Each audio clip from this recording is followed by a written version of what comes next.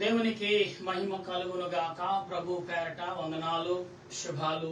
మరణాత బాగున్నారా?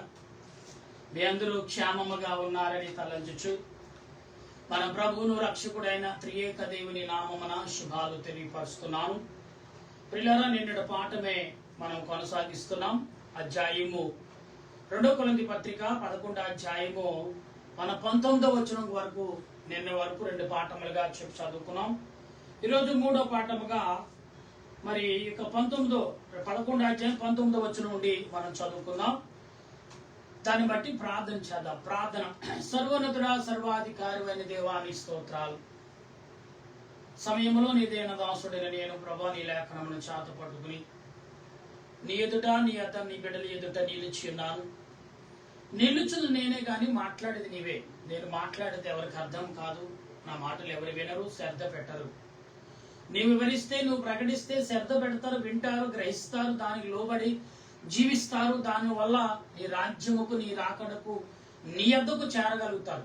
అటువంటి తలంపును నీ బిడ్డలైన వారికి అందరికి అందించి నీదేన దాసుడు నన్ను నీ సిలువ చాటను మరుగుపరిచి నీ ఆత్మతో నింపమని ప్రభువును రక్షకుడైన క్రీస్తు నామమున అడుగుచున్నాను మా పరమ తండ్రి, ఆమేన్. మన తండ్రిని దేవుని సన్నిధి సదా తోడుగా ఉండి ముందుకు నడిపించును గాక, ఆమేన్.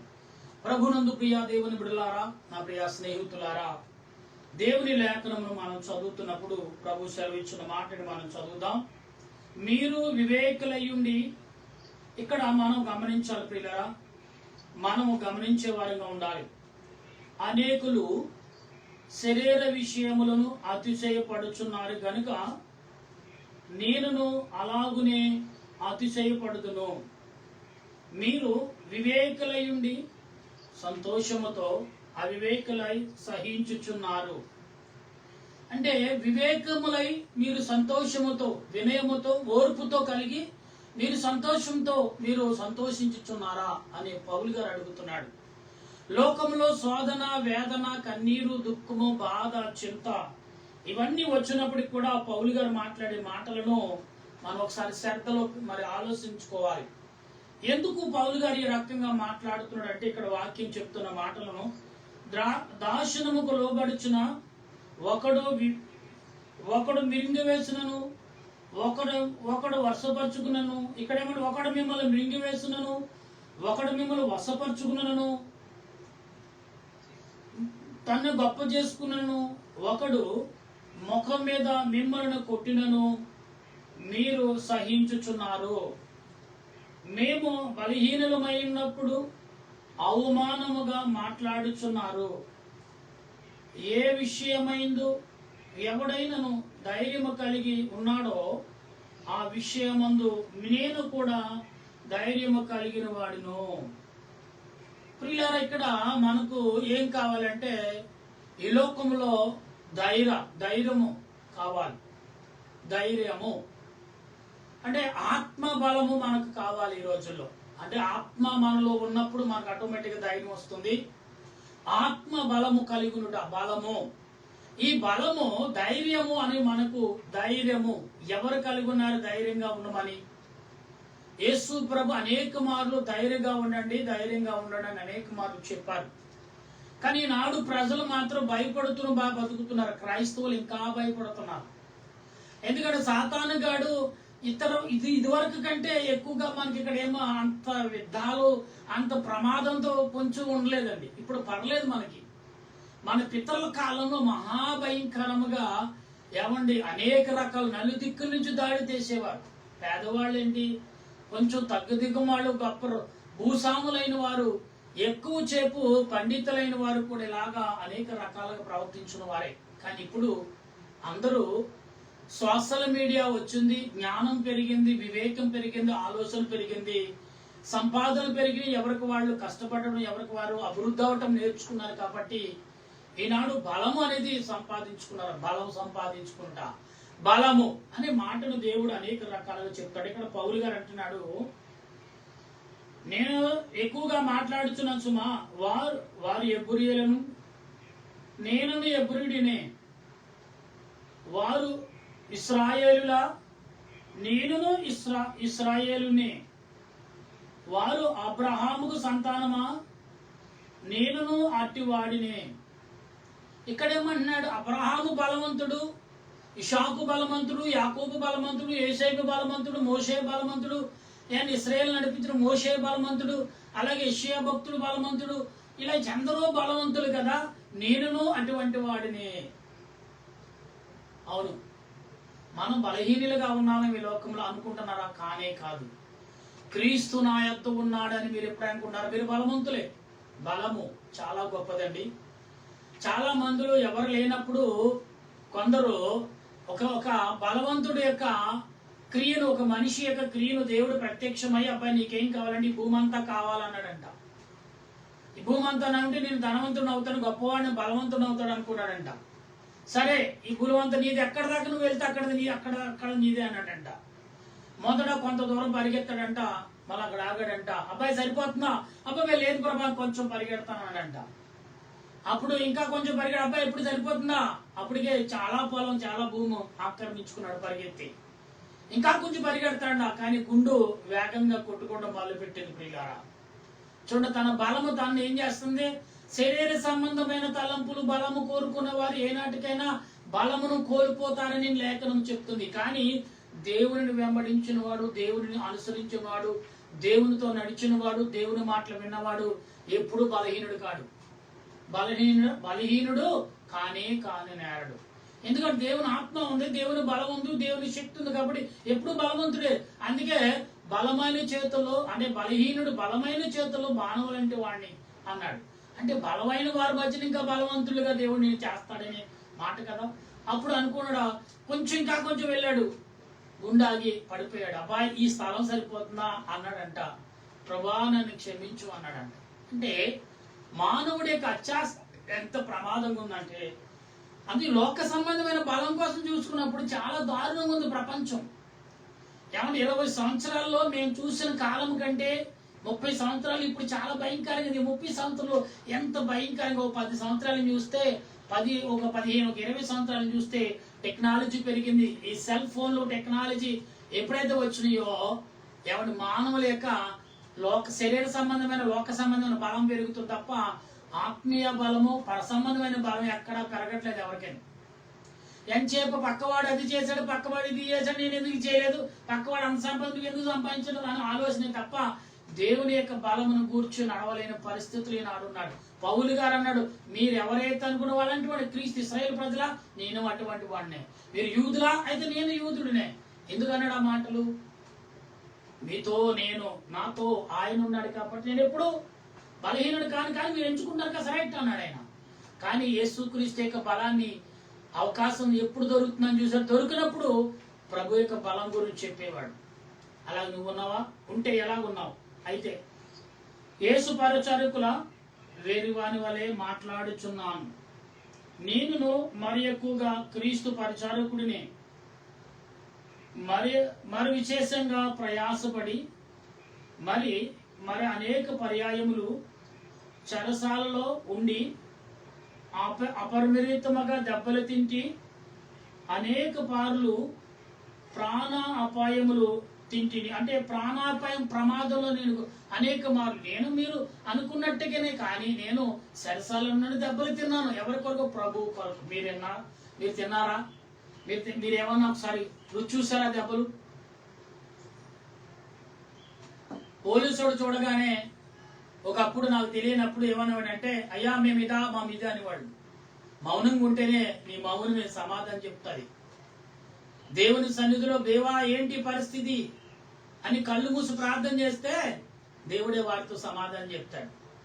దేవా ఇది నీదే పని, సాతానుగాడు ఈ రకంగా అడ్డపడ్డాడు కాబట్టి నీదే జయము, నీ దాసుడి నన్ను ప్రభా నిలబెట్టి నువ్వు నాతో ఉండు ప్రభా అని అడిగినప్పుడు దేవుడు ఖచ్చితంగా ఉన్నాడు. పౌలు గారితో ఉన్నాడు. అందుకే అన్నాడు పౌలు గారు ఏమని అంటే, యూదుల చేత 5 మార్లు ఒకడు తక్కువ 45 దెబ్బలు తింటిని, 3 మారు రక్తములతో కొట్టబడి తిని, ఒకసారి రాళ్లతో కొట్టబడి తిని, 3 మారు వాడ పగిలి.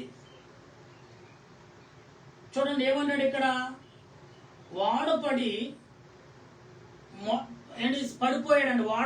వాడ పగిలి ఏమైంది ఆయనకి? ఒక్కసారి మరలా చదువుతున్న మాటని, దెబ్బలు తింటిని, ముమ్మారు బెత్తములతో కొట్టబడి తిని, ఒకసారి రాళ్లతో కొట్టబడి తిని, ముమ్మారు వాడ పగిలి శ్రమ పడి తిని, ఒక రాత్రి పగలు సముద్రములో గడిపి తిని, అనేక పర్యాయములు ప్రయాణములో నదుల వలన ఆపదలలోను, దొంగల వలన ఆపదల్లోను. ఇక్కడ ఏమంటాడు చూడండి, పడవల వల్ల ఆపదలో పడ్డాడైనా, దొంగల వల్ల లేదా నదుల్లో ప్రవహించిన ఆపదలో పడ్డాడైనా, దొంగల వల్ల ఆపదలో పడ్డాడైనా, తన సజనులతో కూడా, తన బంధుమిత్రులు, తన గ్రామస్తులతో, తన దేశస్తులతో ఆపదలో ఉంటిని, అన్య జనుల వలన ఆపదలోను ఉంటిని, పట్టణములో ఆపదలను, అరణ్యములను ఆపదలను, సముద్రములను ఆపదలను, కపట సహోదరుల వలన ఆపదలను ఉంటిని. కపట సహోదరుల వల్ల కూడా ఆపదలో పడ్డాడు, బంధుమిత్రుల వల్ల ఆపదలో పడ్డాడు, ప్రయాణములు ఆపదలు పడ్డాడు. వాడు పగిలి ఒక రాత్రి పగలు ఒక చిన్న కర్ర మీద, తెప్ప మీద ఏలాడుతూ ఒడ్డు కొట్టుకొచ్చాడు ఆయన. ప్రియులారా, దేవుడి శ్రమ చిన్నది కాదండి. నిజంగా మీరు గమనిస్తారు లేదో, మరణముతో మేము పోరాడము, లోకంతో పోరాడుతున్నాం. ఒక్కొక్కసారి మాకు కూడా స్వాదన ఎదురొస్తుంది. దాన్ని ఒక్కొక్కసారి కష్టాన్ని లోక సంబంధంగా చూసి దాన్ని జయించడానికి అనేక రకాల ప్రయత్నం చేస్తాం. కానీ సాతాను గాడు శోధిస్తున్నాడు అని అయినప్పుడు విడిచిపెట్టి వచ్చేస్తున్నాం. రావాలి. సాతానుకి జయం దేవునికే జయం కావాలంటే అవసరమైతే దేవుడు నిన్ను చూసుకుంటాడు. అన్నాడు ఏమని? నిన్ను కొట్టిన వారిని నేను ఊరుకుంటానా? నేను తిట్టిన వారిని నేను ఊరుకునే ఉంటానా? నేను ఊరుకోను కదా. నేను ఎవరినైతే ఎవరేమని అంటున్నారు, నేను అన్యాయంగా నిన్ను ఎవడనంటే నేను ఊరుకుంటానని ప్రభు అన్నారు. దావదాసయ్య గారు పాట కూడా రాశారు, కనుక గమనించండి. దావదాసయ్య గారు ఒక దారింటి వెళ్ళినప్పుడు ఒకరోజు ఒక వ్యక్తి వచ్చి, నువ్వు అనేకల్ని సువార్త ప్రకటించి యేసుప్రభు వైపు తిప్పుతున్నావు కాబట్టి నువ్వు చాలా మంచిది కదని వార్నింగ్ ఇచ్చి, సర్లే బాబు అని వెళ్ళిపోయారంట. మరలా వచ్చారంట, మరలా అదే దారిలో వెళ్తున్నట్టు. నేను చెప్పాను కదా ఎందుకు వచ్చావు అన్నప్పుడు, అబ్బాయి ఇప్పుడు నువ్వేం చేయాలనుకుంటున్నావు అన్నారంట. ఏం చేయాలనుకున్నావండి అని నోరి తెరిచి గట్టిగా అరవాలనుకున్నాడంట. వెంటనే అయ్యగారు ప్రభువా ఏంటి అన్నారంట. వెంటనే అతను పడిపోయాడంట. అంటే దైవజనుడు యొక్క పనిని ఆటంకపరిచే వాడిని మొదటగా దైవజనుడు ఏమంటాడా అని దేవుడు చూస్తాడంట. ఎప్పుడైతే నువ్వు సహాయం కోరుకున్నావు, ఎప్పుడైతే ప్రభువా అని పిలవటమే ఆలస్యం, తరువు వెంటనే దూతలు వచ్చేస్తారు, నీ దారి సరాలని అన్ని పడిపోయాడంట. వెంటనే ప్రభు చుట్టుపక్కల వారు ఏంటి పడిపోయాడు ప్రభు వచ్చిన కంగారు పడకండి అని చిన్న ప్రార్థన చేసి, అబ్బాయి లేకు అన్నారంట. వెంటనే లేచి ఏడుస్తున్నాడంట దేవదాసయ్య గారి దగ్గర. అయ్యా నన్ను క్షమించు, అయ్యా నన్ను క్షమించు, దేవుడే నిన్ను పంపించాడు అయ్యా, వెళ్ళమంటాడు, అయ్యా నన్ను క్షమించు అని అప్పటికప్పుడంట క్షమాపణ, అందరు ప్రజల మధ్యన క్షమాపణ కూడా అరిచి కేకలేసిన వాడు ప్రభువుని దేవదాసయ్య గారిని వెంబడించడం మొదలుపెట్టాడంట. అంటే ఒక దైవజనుడు తన క్రియలు పని చేయాలి తప్ప అతను పని చేయకూడదు. అంటే అంతరాత్మగా పని చేసినప్పుడు దేవుడి క్రియారూపంలో చేస్తాడు. అప్పుడు ఆ వ్యక్తిని నీకే సహాయం, ఇప్పుడు ఆ స్థాయి తెలియదు, ఆ వ్యక్తిని నీకు అప్పగించి నీ పనులన్నింటిలో పాలు పంచుకునేలా చేస్తాడు దేవుడు. అటువంటి పరిస్థితి మనం కలిగి ఉన్నామా ఈ లోకంలో? అయితే పౌలు గారు అన్న ప్రయాసతోను, కష్టములతోను, తరచుగా జాగరముతో, ఆకలి దప్పులతోను, తరచుగా ఉపవాసములతోను, చలితో, దిగంబర్తముతో, ఇంకను చెప్పవలసినవి అనేకములవిన్నవి. ఇవిగాక సంఘములన్నిటిని గురించిన చింతయు కలదు. ఈ భారము దినదినమును నాకు కలుగుచున్నది. ఎవడైనను ఎవడైనను బలవంతుడు కానా బలహీనుడైనా నేనును బలహీనుడినే. నేను బలహీనుడు కానా? ఎవడైనా తొట్టులు పడినా నాకును అటు కలగదు. అంటే ఎవడైనా తొట్టిలినా అటుది నాకు కలుగుతుంది కదా. ఎవడైనా బలవంతుడా అటు బలహీనుడు బలవంతుడు కాడా? అలాంటి వాడు నేనే కదా. అంటే సామాన్యమైన మనిషితో దైవజనుడైన ప్రవక్త అయిన పౌలు గారు పోల్చుకున్నాడంటే, కానీ దేవుని క్రియకి తప్ప నేను నీలాంటి వాడిని అంటున్నాడు. దేవుడి క్రియలు మాత్రం చేయటం మాత్రం సమయాన్ని బట్టి దేవుని ఆత్మను ఎలా లోపరుచుకోవాలో, ఆ ప్రజలను దేవుని ఆత్మతో ఎలా నింపాలో, ఆ ప్రజలను దేవుని సన్నిధిలో ఎలా నడిపించాలో పౌలు గారు బాగా తెలుసు. అందుకే పౌలు గారు అన్నాడు, మీలాంటి వాడిని, మీలో ఒకడిని, మీరు ఎవరనుకుంటే వాడిని నేను అన్నాడు పౌలు గారు. ఎవరిని ఏమనలేదు, ఎవరిని తిట్టలేదు, ఎవరిని కొట్టలేదు. ఇలా మనము పిరుదులు ఇస్తున్నాం. ఎవరికి? గవర్నమెంట్ వారి పిరుదులు ఇస్తాం. ప్రార్థన పిరుదు ఎవరికి? వాళ్ళు ఎవరికి నువ్వు అప్పచెప్పాలి? నీ దేవుడు నిన్ను ఏర్పరచుకుని అని చెప్పాలి. వెళ్ళి ముందు అది చెప్పాం. ఈ లోకంలో ముందు సహాయం కోరతాం, మానుకుందాం. ఈ లోక సహాయం మానుకుని పర సంబంధమైన సహాయం కోరుకుంటేనే ఆయన ఏం చేస్తాడు? అన్ని విషయాల్లో మార్గం చూపుతాడు. అయితే ఇక్కడ అంటున్నా చూడనా, అతిశయ పడవలసి ఉండి నేను నా బలహీనత విషయమై. ఇక్కడ ఏమన్నాడు చూడండి. అంటే దేవుడు ఎందుకు అలా మాట్లాడుతున్నాడు? ఎవడైనా తొట్టిలు పడినా నాకును అటు మంట కలగదా? అతిశయపడవలసి ఉంటే నేను నా బలహీనత విషయమే అతిశయపడుతును కదా. అందరూ అతిశయపడుతున్నారు, అందరూ బలహీనత వస్తున్నాయి, దాని వైపు నేను అలాంటి వాడిని కానా అని అంటున్నాడు. అయితే ఇక్కడ ఏమంటున్నాడు? నేను అబద్ధం ఆడట్లేదని నిరంతరము స్తుతింపబడుతున్న మన ప్రభువుకు యేసు యొక్క తండ్రి అయిన దేవుడు ఎరుగును. ఇక్కడేమన్నాడు?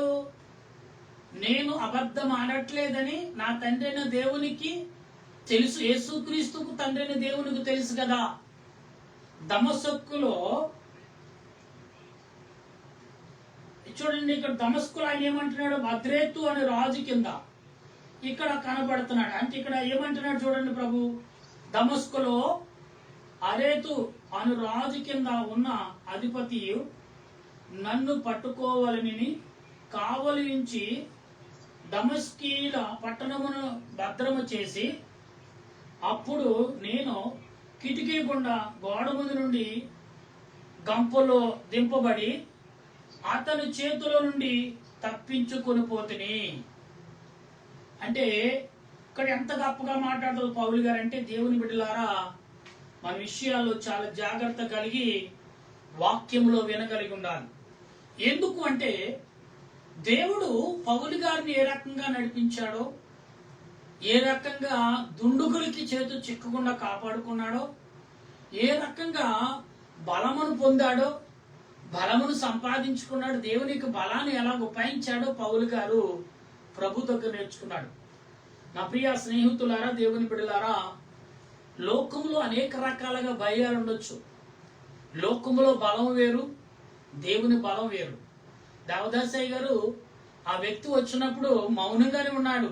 అతడు నోరు తెరిచి తిట్టాలనుకున్నాడో, మరొకడు అన్నాడు లేదు. వెంటనే దేవదూతలు పడేసి తన నోరిని బంధించేసి ఆయన ఏంటో చూపించారు దేవదూతలు. అది ఎరిగి ఉండాలి మనం. అప్పుడు దేవదాసయ్య గారు ప్రార్థన చేసి, దేవదాసయ్య గారు అక్కడ ఉన్న రోజులు అక్కడికి వచ్చి వెళ్ళినప్పుడల్లా పరిచయం అతనే చేసేవాడండి. ఎప్పుడు వస్తాడా అని ఎదురు చూసేవాడండి ఆయన. అంటే ఒక పరిశుద్ధుడు, ఒక ప్రవక్తకి నేను పరిచయం చేయాలని ఎంత ప్రేరేపణ. విగ్రహారాధకుడు. అలాంటి కాలంలో కూడా ఎవరిని ఎక్కువగా గొప్పగా చూపించలేదు భక్తులైన వారు. కానీ ఇప్పుడు మాత్రం ఏదైనా జరిగిందనుకోండి, ప్రభు సన్నిధికి వెళ్ళాం, వెంటనే లోక సంబంధమైన భక్తుల్ని, లోకమైన మనుషుల ఆశ్రయం తీసుకుంటాం. మొదట నువ్వు చేయవలసింది ఏంటి? దేవుని సన్నిధిలో దేవుని బలాన్ని కోరుకోవాలి. పౌలు గారు కోరుకున్నది అదే కదా. అదే మనకు చెప్తున్నాడు కదా ఆయన.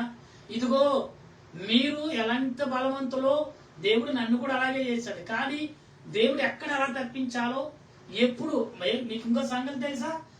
జైల్లో ఉన్నప్పుడు కూడా అది సాక్ష్యమే దేవుని ఆనందంగా ఉందంట దేవునికి. జైల్లో ఉన్న వారందరూ కూడా రక్షణ కలిగి ఉన్నారంట. ఏమో దేవుడు ఏ స్థలానికి ఎక్కడ ఎలా నడిపిస్తాడో నడవాలి. మేము వెళ్ళము, శత్రువు అయినా కానీ మేము వెళ్ళము అంటే కుదరదు, అక్కడికి వెళ్ళాలి. దేవుడు వెళ్ళమంటే వెళ్ళాలి. వీళ్ళ కనుక ఆత్మ తలంపులు కలిగి ప్రార్థన చేసినప్పుడు దేవుడు ఖచ్చితంగా ఆయన క్రియలు నీకు అందించేవాడిగా ఉంటాడు. కనుక ఈ ఉదయ కాలం నుండి ఇంతవరకు మీ పనిపాటల్లో మీ ఆలోచనలు అనేకమైన బలహీనులుగా ఉన్నారా? లోక సంబంధ బలం సరిపోలేదా? దేవుడు బలం ఇస్తాడు. ఆయన బలం ఇచ్చేవాడు, నేను బలపరిచేవాడు. ఆ బలముతో ఆయన రాజ్యానికి తీసుకెళ్లేవాడు. అటువంటి బలము పరిశుద్ధాత్మ దేవుడు నీకు నాకు మనందరకు అందించి ఆయన రాకడకు సిద్ధపరచును గాక. ఆమె ప్రార్థన చేసుకుందాం. దయగల దేవా, నీ బలమును గురించి పౌలు గారు చెప్తున్నారు. అటు బలములో మేము పౌలు గారు నడిచారు, మమ్మల్ని నడమని చెప్తున్నారు. నిజమే దేవా, నీ బలము లేకపోతే మేము ఈ లోకంలో దేనిని ప్రకటించలేం, దేనిని మాట్లాడలేం. కనుక నీ బలమును గురించి, నీ ఆలోచన గురించి మేము ముందుకు నడుస్తూ, నీ తలంపులతో, నీ ఉద్దేశంతో మేము ముందుకు సాగుతూ, నీ ఆత్మ నడిపింపు, నీ ఆలోచన క్రియలు నాకు అందించమని సమయంలో మా దేశంలో జరుగుతున్న అనేకమైన అలజడు ప్రభు, ఎక్కడా ప్రశాంతత లేదు. ఏ రాష్ట్రం చూసినా, ఏ కుటుంబం చూసినా, ఏ నాయకుడు చూసినా పేరు సంపాదించుకోవటం, డబ్బు సంపాదించుకోవటం, ఇదే స్వార్థం, అసూయ ఎక్కువగా ప్రవర్తన. ఎక్కడ ఏ గవర్నమెంట్ చూసినా సమాధానం లేదు. మనశ్శాంతి జీవితాలు చిన్నాభిన్నమైపోతున్నాయి ప్రభా.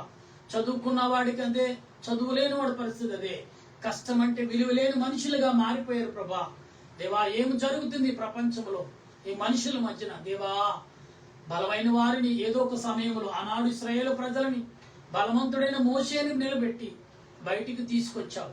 ఈనాడు సాతానిక క్రియలు కలిగిన బలవంతులైన మనుషుల్లోంచి ఈనాడు ఈ ప్రజలందరినీ, అమాయకమైన ప్రజలను, నేను పేదవారుడు, మధ్యతరగతి కుటుంబం కలిగిన వారు ఎందరో నలిగిపోతున్నారు ప్రభా.